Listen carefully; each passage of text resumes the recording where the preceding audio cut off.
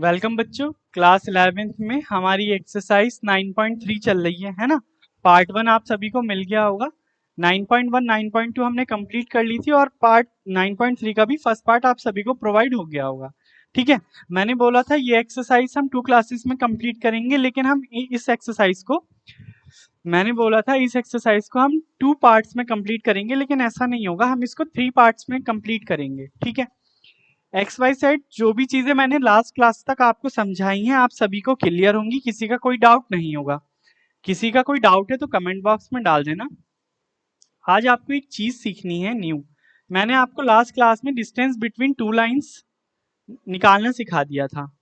अब अगर fifth question में जैसे distance between two parallel lines है तो हमें क्या वर्किंग करनी है वो देखो। Modulus C1 minus C2 upon under root A square plus B square. जब मैं डिस्टेंस बिटवीन टू लाइंस की बात कर रहा था तो वो क्या था formula, modulus AX1 plus BY1 plus C under root A square plus B square. ठीक है, लेकिन जब पैरेलल लाइन की बात होगी तो हमें ये फॉर्मूला याद रखना है। इसमें ए और बी कहाँ गया, देखो ए और बी ना जब पैरेलल लाइंस का होगा तो ए और बी आपकी सेम होंगी। ए और बी क्या होगी आपकी सेम होगी। बस क्या चेंज होगा आपका C, ये C1 हो जाएगा, ये C2 हो जाएगा। उस फॉर्मूले में अप्लाई कर देना, आंसर आपको मिल जाएगा। जैसे कि मैं फर्स्ट पार्ट आपको करके दिखा रहा हूं, ये दो इक्वेशन है, अगर मैं इनको कंपेयर करूं तो मेरे पास A की जो वैल्यू है वो 15 आएगी, B की वैल्यू जो है वो 8 आएगी, दोनों में सेम है। C1 की मैं बात करूं तो -34, C2 की मैं बात करूं तो 31 है ना, 31 आ जाएगा।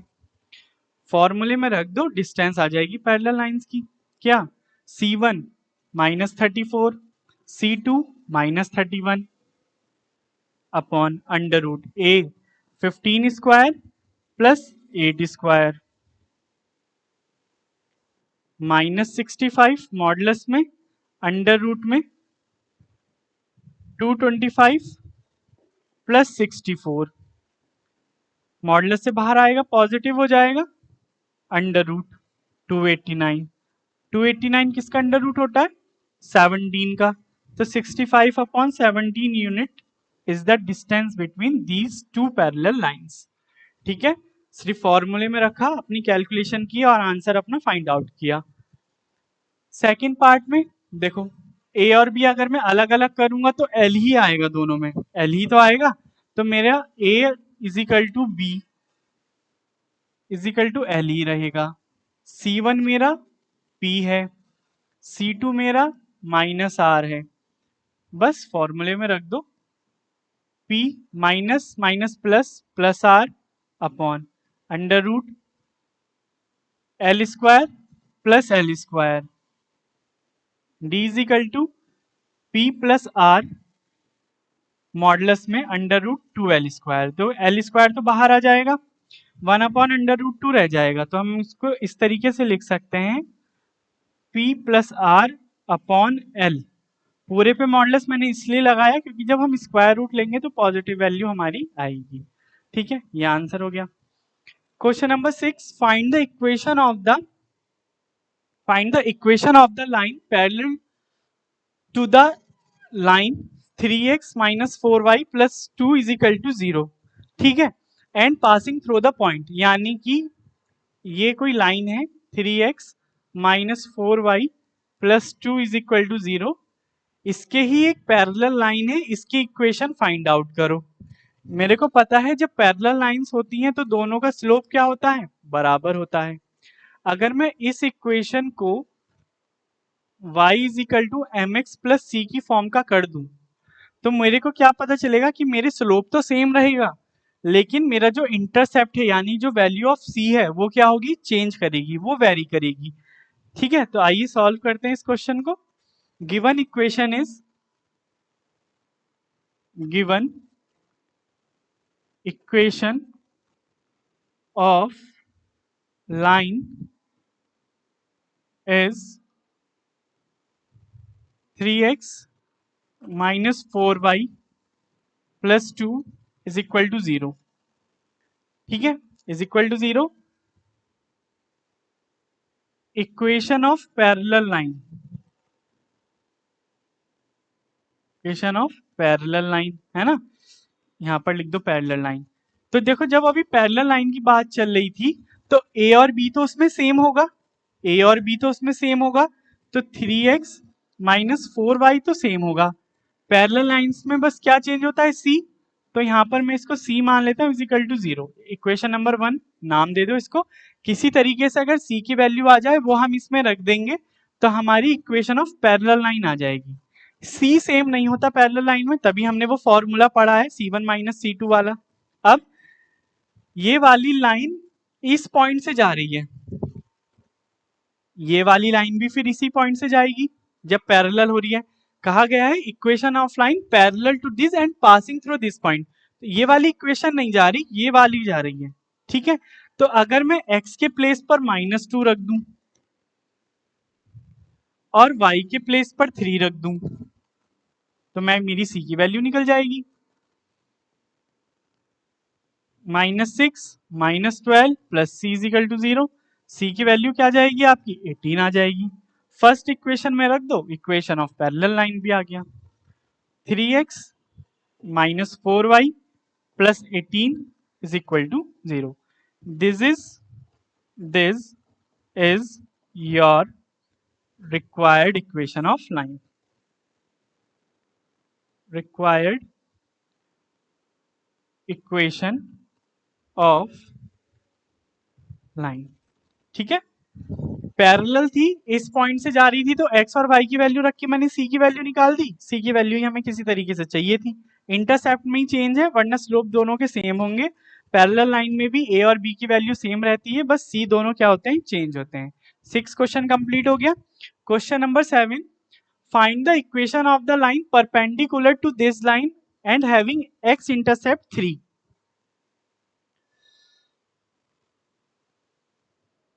Perpendicular to this line x intercept पे आ रही है ना, तो मैं क्या कह सकता हूं, उस लाइन की इक्वेशन बताओ जो परपेंडिकुलर है x minus 7y plus 5 equal to 0 के, having intercept x, x intercept मतलब 3,0। पॉइंट क्या हो जाएगा मेरा 3,0, क्या हो जाएगा 3,0 हो जाएगा।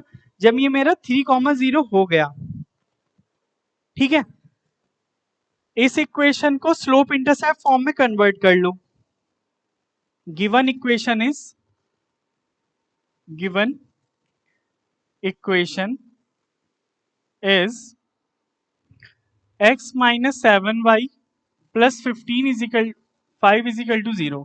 7y को राइट हैंड साइड में पहुंचा दो, x प्लस 5, y की वैल्यू आ जाएगी -1/7 x प्लस 5/7, ठीक है। किस फॉर्म की आ गई है, y equal to m x plus c। पहली लाइन इक्वेशन थी तो स्लोप 1 कह दो। जब ये लाइन इसके परपेंडिकुलर है जो हमें फाइंड आउट करनी है, तो मैं कह सकता हूं इफ, अगर मैंने इसको L नाम दे दिया, इस लाइन को मैंने L नाम दे दिया, if L is perpendicular to AB, इस इक्वेशन ऑफ लाइन को AB कह दो। परपेंडिकुलर में एक स्लोप आ गया, दूसरा नहीं निकाल सकता, मैं निकाल सकता हूं। दोनों की प्रोडक्ट कितनी होती है, -1 होती है।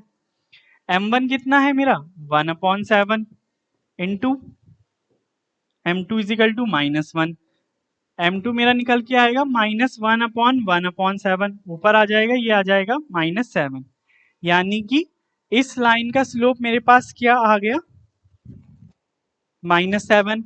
अब मेरे पास एक पॉइंट है, स्लोप है m2, तो क्या मैं इक्वेशन ऑफ लाइन नहीं निकाल सकता, equation of line, equation of line y minus y1, तो y तो 0 है, y1 m2 है ना, क्या है m2, y minus y1, m क्या है मेरा -7, x माइनस x1, x1 कितना है मेरा 3, y एज इट इज रहने दो -7x प्लस 21, तो 7x plus y minus 21 is equal to 0 is your required equation of line.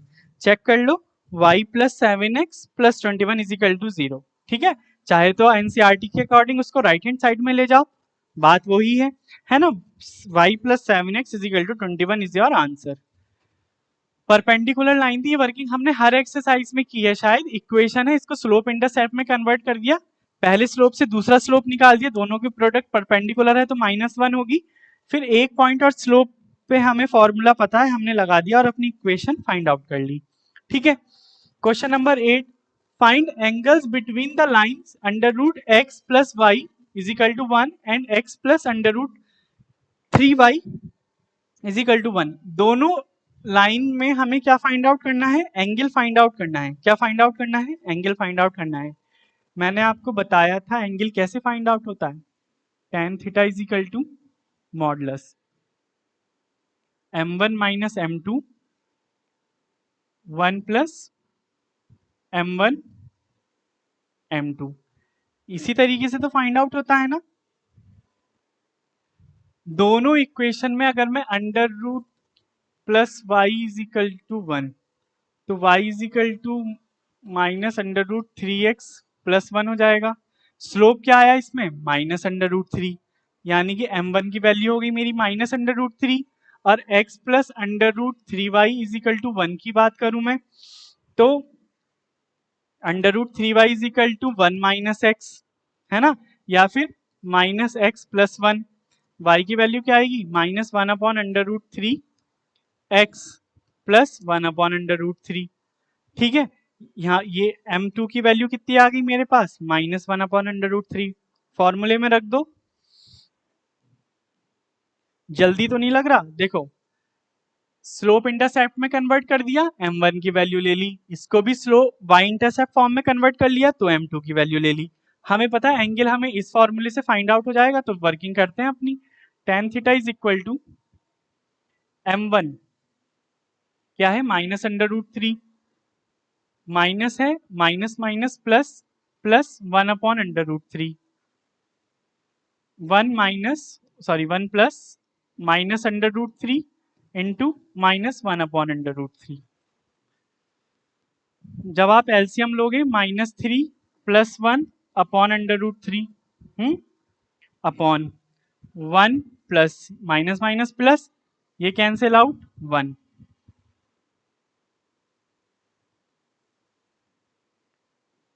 ये कितना आया आपका? -2/√3/2। भाई ये तो कैंसिल आउट हो जाएगा, क्या बचेगा मॉडुलस में? -1/√3, बाहर लेकर आओगे 1/√3। वर्किंग सभी को समझ में आ रही है? कैलकुलेशन ही कर रहा हूँ बस। ये कैंसिल आउट हो गया, 1 कैंसिल हो गया, -1/√3 बचा, ये निकल के आया बाहर, तो ये क्या हो गया आपका? पॉजिटिव हो गया। जब ये आपका पॉजिटिव हो गया, ये क्या हो गया आपका? पॉजिटिव हो गया। 1/√3 आपकी क्या बची? वैल्यू बची।